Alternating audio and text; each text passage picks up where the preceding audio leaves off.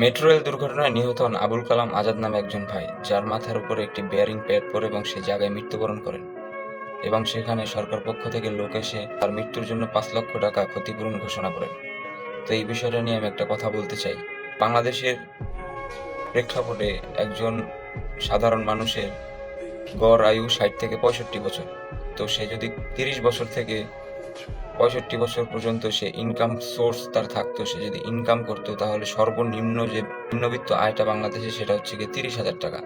তো সেই ৩০,০০০ টাকাটা যদি আমরা একটা গড় অনুপাতে হিসাব করি, তাহলে তার অঙ্ক গিয়ে দাঁড়ায় ১,২৬,০০,০০০ টাকা। কিন্তু তার যে জীবনটা গেছে এটা কিন্তু কোনো দুর্ঘটনা নয়। এটা সম্পূর্ণই সরকার পক্ষের একটা ব্যর্থতা। যারা এটাকে ঠিকমতো দেখাশোনা করেনি এবং এর কারণে এই দুর্ঘটনা ঘটেছে এবং তার মতো একজন পথচারীর অকাল মৃত্যু হয়েছে। তার একটা পরিবার রয়েছে, তার একটা সংসার রয়েছে। এমনকি আমরা নিউজ আর্টিকেলে পড়েছি তার বড় ভাইয়ের সংসারও নাকি তিনি চালাতেন। তো আমরা সর্বনিম্ন আয়টাই এখানে ধরেছি। তো আমার একটা প্রশ্ন যে একটা জীবনের মূল্য কিভাবে ৫ লক্ষ টাকা হয়? এটা কি একটা হাস্যরসাত্মক একটা বিষয় না?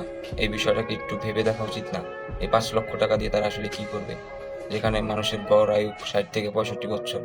এই পর্যন্ত তাদের সন্তানদের লেখাপড়া, থাকা, খাওয়া, নিজেদের খরচ, বাসা ভাড়া সবকিছুই একটা পুরুষের উপরই নির্ভরশীল থাকে।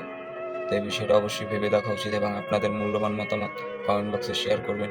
এর বিরুদ্ধে একটা প্রতিবাদ গড়ে তোলা হোক, যেন তার ক্ষতিপূরণটা এমনভাবেই দেওয়া হয় যেন তার পরিবারটা স্বাচ্ছন্দ্যে জীবনটা পার করতে পারে।